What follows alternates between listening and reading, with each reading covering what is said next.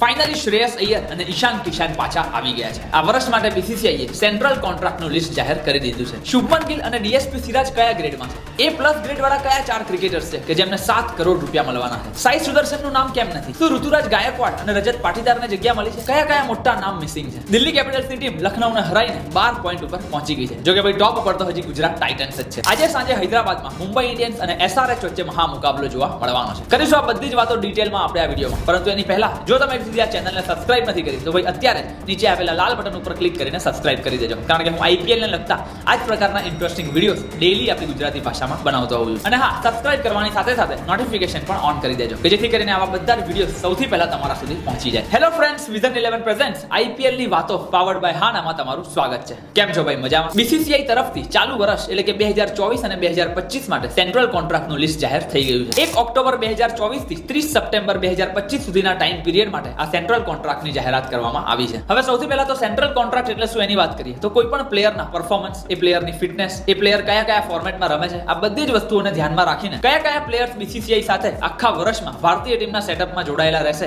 એને લઈને આ સેન્ટ્રલ કોન્ટ્રાક્ટ જાહેર કરવામાં આવે છે. એટલે જેમ કોઈ પણ કંપની કોઈ માણસને નોકરી ઉપર રાખે એ જ રીતે BCCI પણ દરેક વર્ષે આ પ્રકારના સેન્ટ્રલ કોન્ટ્રાક્ટ જાહેર કરતા હોય છે. એટલે સેન્ટ્રલ કોન્ટ્રાક્ટમાં જે પ્લેયરને જગ્યા મળી હોય એને BCCI તરફથી આખા વર્ષની સેલરી આપવામાં આવે છે. મેઇનલી 4 ગ્રેડમાં આ કોન્ટ્રાક્ટ ડિવાઈડ કરેલા હોય છે: A+, A, B અને C. કયા ગ્રેડ વાળા પ્લેયર્સને કેટલા રૂપિયા આપવામાં આવે છે એની વાત કરીએ તો A+ ગ્રેડ વાળાને 7 કરોડ, A ગ્રેડ વાળાને 5 કરોડ, B ગ્રેડ વાળાને 3 કરોડ અને C ગ્રેડ વાળા દરેક પ્લેયર્સને 1 કરોડ રૂપિયા વાર્ષિક આપવામાં આવે છે. યસ, આ જે પણ રકમ હું બોલ્યો એ દરેક પ્લેયર્સને એન્યુઅલી એટલે કે વાર્ષિક પે કરવામાં આવે છે. A+ ગ્રેડ વાળા ક્રિકેટર્સને 7 કરોડ રૂપિયા વર્ષે, જસ્ટ ઇમેજિન. અને C ગ્રેડ વાળા ક્રિકેટર્સને પણ BCCI તરફથી દરેક વર્ષે 1 કરોડ રૂપિયા આપવામાં આવે છે ને ભાઈ, જોરદાર. હવે કયા પ્લેયર્સને કયા ગ્રેડમાં સ્થાન મળ્યું એની વાત કરીએ એની પહેલા આજે સાંજે રમાનારી મેચ એટલે કે મુંબઈ ઇન્ડિયન્સ અને સનરાઈઝર્સ હૈદરાબાદની વાત કરી લઈએ. હૈદરાબાદના રાજીવ ગાંધી ઇન્ટરનેશનલ સ્ટેડિયમમાં આજે સાંજે 7:30 વાગ્યા મહા મુકાબલો રમાવાનો છે. મુંબઈના વાનખેડે સ્ટેડિયમમાં જ્યારે આ બંને ટીમો એકબીજા સામે ટકરાઈ હતી ત્યારે મુંબઈની ટીમે કમ્પ્લીટ ડોમિનન્સ સાથે વન સાઇડેડ હૈદરાબાદને હરાવી દીધું હતું. હવે આ મેચ હૈદરાબાદના ઘર આંગણે રમાવાની છે એટલે ડેફિનેટલી સનરાઈઝર્સ હૈદરાબાદની ટીમ મુંબઈ સામે મળેલી હારનો બદલો લેવા માટે ઉતરવાની છે. બંને ટીમો માટે આ મેચ ખૂબ જ અગત્યની છે. જો હૈદરાબાદની ટીમ આ મેચ હારી જાય છે તો IPL ના પ્લેઓફમાં પહોંચવાનું તેમનું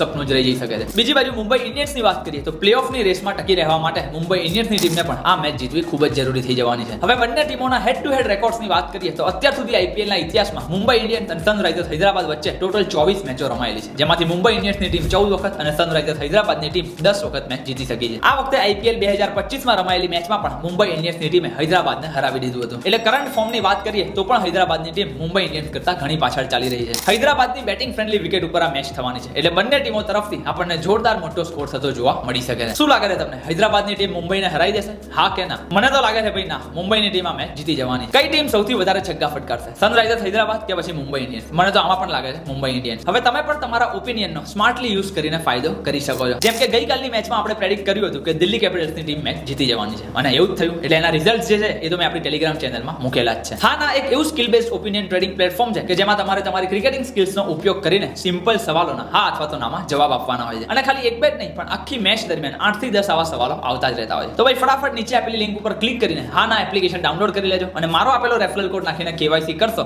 એટલે તમને 100 રૂપીસ રિયલ કેશ પણ મળી જવાના છે. Play responsibly, play sensibly. હવે જો બંને ટીમોની પ્લેઇંગ 11 ની વાત કરીએ તો ભાઈ એઝ ઓલવેઝ મુંબઈ ઇન્ડિયન્સની ટીમ તો આપણને સુપરસ્ટાર થી ભરેલી જોવા મળતી હોય છે. રોહિત શર્મા, સૂર્યકુમાર યાદવ, તિલક વર્મા, હાર્દિક પંડ્યા, ટ્રેન્ટ બોલ્ટ, જસપ્રીત બુમરાહ અને દીપક ચહર. અને જેમ આપણે CSK સામેની લાસ્ટ મેચમાં જોયું એમ રોહિત શર્મા હિટમેન પણ પોતાના ફોર્મમાં પાછા આવી ગયા છે અને સૂર્યકુમાર યાદવ તો ઓલરેડી ધોલાઈ કરી જ રહ્યા છે. એટલે મુંબઈ ઇન્ડિયન્સની ટીમ તો ભાઈ જોરદાર ફોર્મમાં ચાલી રહી છે અને આ મેચમાં પણ હૈદરાબાદ સામે મુંબઈ ઇન્ડિયન્સ જ 100% ફેવરિટ રહેવાના છે. બીજી બાજુ હૈદરાબાદની પ્લેઇંગ 11 ની વાત કરીએ તો એમાં પણ આપણને અભિષેક શર્મા, એન્ડ્રિચ ક્લાસન, ટ્રેવિસ હેડ અને ઈશાન કિશન જેવા ધુરંધરો જોવા મળવાના છે. જો કે ભાઈ આ વખતની IPL માં આપણે જોયું છે કે આ બધા જ SRH ના બેટ્સમેન કન્સિસ્ટન્ટલી સારું પરફોર્મ કરતા જોવા નથી મળ્યા. કોઈક મેચમાં અભિષેક શર્મા રમે છે તો કોઈક મેચમાં ઈશાન કિશનની સેન્ચુરી આવી જાય છે. બાકી કલેક્ટિવલી જોવા જઈએ તો સનરાઈઝર્સ હૈદરાબાદનું પરફોર્મન્સ IPL 2024 જેવું આ વખતે જોવા નથી મળી રહ્યું. પ્લસ હૈદરાબાદની બોલિંગ લાઇનઅપ પણ એકદમ ઇફેક્ટિવ જોવા નથી મળી રહી. લેટ્સ સી, જો હૈદરાબાદની ટીમ પણ આ મેચ હારી જાય છે તો રાજસ્થાન રોયલ્સ અને CSK ની જેમ હૈદરાબાદ પણ પ્લેઓફની રેસમાંથી બહાર થઈ શકે છે. હવે જો ગઈકાલે સાંજે રમાયેલી મેચ ઉપર ફટાફટ નજર મારી દઈએ તો દિલ્હી કેપિટલ્સ અને લખનૌ સુપર જાયન્ટ્સ વચ્ચે આપણને એકદમ વન સાઇડેડ મેચ જોવા મળી હતી અને કમ્પ્લીટલી દિલ્હી કેપિટલ્સનું ડોમિનેશન જોવા મળ્યું હતું. લખનૌ સુપર જાયન્ટ્સની ટીમે પહેલા બેટિંગ કરતા 20 ઓવરમાં ફક્ત 159 રન જ ફટકાર્યા હતા કે જે દિલ્હી કેપિટલ્સની ટીમે 18 ઓવર પહેલા જ આરામથી 2 વિકેટ ગુમાવીને ચેસ કરી નાખ્યા હતા. દિલ્હી કેપિટલ્સ તરફથી આપણને બોલિંગમાં મુકેશ કુમાર તરફથી 4 વિકેટો જોવા મળી હતી, જ્યારે બેટિંગ ડિપાર્ટમેન્ટની વાત કરીએ તો અભિષેક પોરેલ અને KL રાહુલની 50 જોવા જોવા મળી હતી. આ જોરદાર જીત સાથે જ અક્ષર પટેલની દિલ્હી કેપિટલ્સ પણ હવે 12 પોઈન્ટ ઉપર આવી ગઈ છે. જો કે ભાઈ નેટ રન રેટ વધારે હોવાના કારણે પોઈન્ટ ટેબલના ટોપ ઉપર તો ગુજરાત ટાઇટન્સ જ છે. આજે સાંજે રવાનારી મુંબઈ ઇન્ડિયન્સ અને સનરાઇઝર્સ હૈદરાબાદની મેચ માટે મારી વિઝન 11 ની ટીમ કંઈક આવી જોવા મળી રહી છે. ફ્રીમાં 1 લાખ રૂપિયાનું કોન્ટેસ્ટ જોઈન કરવાનો વિઝન 11 ઉપર તમને મોકો મળી જાય છે. અને જો તમે હજુ સુધી વિઝન 11 એપ્લિકેશન ડાઉનલોડ નથી કરી તો ભાઈ બધા જ નવા યુઝર્સ માટે એક જોરદાર ઓફર ચાલી રહી છે. ફક્ત 1 જ રૂપિયામાં તમે 2 કરોડનું મેગા કોન્ટેસ્ટ પણ જોઈન કરી શકવાના છો. ભાઈ મારું તો રૂટીન છે, દરેક મેચ પહેલા એક તો ફ્રી વાળું કોન્ટેસ્ટ જોઈન કરી લેવાનું અને પછી 1 રૂપિયાનું કોન્ટેસ્ટ જોઈન કરી લેવાનું. ફટાફટ નીચે આપેલી લિંક ઉપર ક્લિક કરીને વિઝન 11 એપ્લિકેશન ડાઉનલોડ કરી દેજો અને આજે સાંજે રમનારી મેચ માટે આ બંને કોન્ટેસ્ટ ખાસ જોઈન કરી લેજો. હવે ફરી પાછા જો આપણે BCCI ના સેન્ટ્રલ કોન્ટ્રાક્ટ વાળા ટોપિક ઉપર આવી જઈએ તો સૌથી પહેલા ગ્રેડ A+ માં કયા પ્લેયરને સ્થાન મળ્યું છે એ જોઈ લઈએ. રોહિત શર્મા, વિરાટ કોહલી, જસપ્રીત બુમરાહ અને રવિન્દ્ર જાડેજા. ચાર ભાઈ ચારે તબાહી. આ ચાર પ્લેયર્સને BCCI દ્વારા સૌથી ટોપ ઉપર રાખવામાં આવ્યા છે, એટલે કે A+ ગ્રેડમાં તેમને સ્થાન મળી ગયું છે કે જ્યાં તેમને વાર્ષિક 7 કરોડ રૂપિયા મળવાના છે. જો કે ભાઈ હવે નેક્સ્ટ વર્ષના સેન્ટ્રલ કોન્ટ્રાક્ટમાં આ જ ચાર પ્લેયર રહેશે કે નહીં એ ખબર નથી, કારણ કે રોહિત શર્મા, વિરાટ કોહલી અને રવિન્દ્ર જાડેજાએ ઓલરેડી T20 ફોર્મેટમાંથી રિટાયરમેન્ટ લઈ લીધું છે. કોઈ પ્લેયર શું ખાલી ટેસ્ટ ફોર્મેટમાં જ રમે છે, કોઈ પ્લેયર શું ખાલી T20 ફોર્મેટમાં જ રમે છે કે પછી બધા જ ફોર્મેટમાં રમે છે. આ બધી જ વસ્તુઓને ધ્યાનમાં રાખીને પ્લેયર્સને BCCI ના સેન્ટ્રલ કોન્ટ્રાક્ટમાં ડિવાઈડ કરવામાં આવતા હોય છે. A+ બાદ જો હવે ગ્રેડ A ની વાત કરીએ તો આ ગ્રેડમાં આપણને મોહમ્મદ સિરાજ, KL રાહુલ, શુભમન ગિલ, હાર્દિક પંડ્યા, મોહમ્મદ શામી અને રિષભ પંત આ 6 પ્લેયર જોવા મળી જવાના છે. A ગ્રેડ વાળા આ બધા જ પ્લેયર્સને વાર્ષિક 5 કરોડ રૂપિયા સેલરી મળી જવાની છે. ગ્રેડ B ની વાત કરીએ તો એમાં આપણને ભારતની T20 ટીમના કેપ્ટન સૂર્યકુમાર યાદવ, અક્ષર પટેલ, કુલદીપ યાદવ, યશસ્વી જયસ્વાલ અને શ્રેયસ અય્યરનો સમાવેશ થતો જોવા મળી જાય છે. Yes, finally Shreyas Iyer is back. ભાઈ આને કહેવાય કમબેક. સૌથી પહેલા તો BCCI ના સેન્ટ્રલ કોન્ટ્રાક્ટમાંથી બહાર નીકળી ગયા હતા, ત્યારબાદ IPL માં જોરદાર પ્રદર્શન કર્યું અને ચેમ્પિયન્સ ટ્રોફી જેવી જોરદાર ટુર્નામેન્ટમાં પણ ભારતને જીતાડવામાં મહત્વનો ભાગ ભજવ્યો હતો. અને as a result Shreyas Iyer પણ હવે BCCI ના સેન્ટ્રલ કોન્ટ્રાક્ટમાં પાછા આવી ગયા છે. ભાઈ આપણે IPL માં પણ જોયું હતું કે તેમની લીડરશિપમાં KKR ની ટીમે IPL ની ટ્રોફી જીતેલી છે. અને ચેમ્પિયન્સ ટ્રોફીની વાત કરીએ અથવા તો 50 ઓવરના વન ડે ફોર્મેટની વાત કરીએ તો એમાં પણ શ્રેયસ અય્યર એ ભારતની ક્રિકેટ ટીમના 4 નંબરના એક મહત્વપૂર્ણ સ્તંભ છે. એટલે આજે નહીં તો કાલે શ્રેયસ અય્યર આ કોન્ટ્રાક્ટમાં પાછા તો આવવાના જ હતા. ગ્રેડ B વાળા આ પાંચેય ક્રિકેટરને વાર્ષિક 3 કરોડ રૂપિયા મળી જવાના. આઈ પર્સનલી ફીલ કે અક્ષર પટેલ જેવા ક્રિકેટર્સ ગ્રેડ B માં નહીં પણ એટલીસ્ટ ગ્રેડ A માં તો હોવા જ જોઈતા હતા. ભાઈ T20 વર્લ્ડ કપ હોય કે ચેમ્પિયન્સ ટ્રોફી, દરેક મોટી ટુર્નામેન્ટમાં અક્ષર પટેલનું બેટ અને બોલ બંનેથી હંમેશા ઇમ્પેક્ટફુલ પરફોર્મન્સ જ જોવા મળેલું છે. એટલે જો રિષભ પંત, મોહમ્મદ શામી અને શુભમન ગિલ A ગ્રેડમાં છે તો ભાઈ અક્ષર પટેલને પણ એટલીસ્ટ A ગ્રેડમાં મોકો તો મળવો જ જોઈતો હતો. તમારું શું કહેવું છે આ બાબતે એમને નીચે કોમેન્ટમાં લખીને ખાસ જણાવજો. અને જો લાસ્ટમાં C ગ્રેડના ક્રિકેટર્સની વાત કરીએ તો આ આખા વર્ષ દરમિયાન ભારતની ટીમ તરફથી જેટલા પણ ક્રિકેટર્સ મોટે ભાગે T20 ફોર્મેટમાં રમ્યા હતા એ બધા જ ક્રિકેટર્સ આપણને આ C ગ્રેડમાં જોવા મળી જાય છે. ઈશાન કિશન,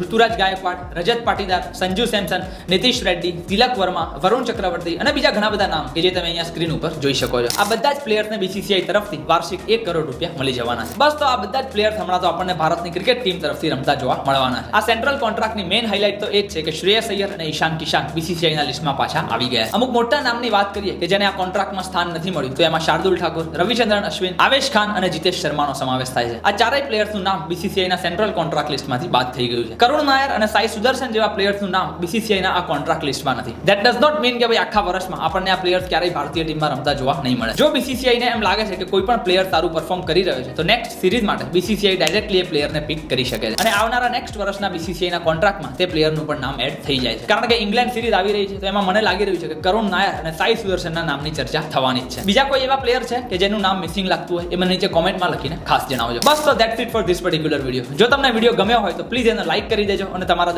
દરેક ગુજરાતી મિત્રો સુધી શેર કરી દેજો. વિઝન 11 અને હાના એપ્લિકેશનની લિંક મેં નીચે આપેલી છે. IPL અને ક્રિકેટને લગતા આવા જ ઇન્ટરેસ્ટિંગ વિડીયોઝ દરરોજ આપણી ગુજરાતી ભાષામાં જોવા માટે આ ચેનલને ભૂલ્યા વગર સબસ્ક્રાઇબ કરી દેજો. મળીએ છીએ આપણે ફરી એક વખત આવા જ ઇન્ટરેસ્ટિંગ વિડીયો સાથે. ત્યાં સુધી આવજો.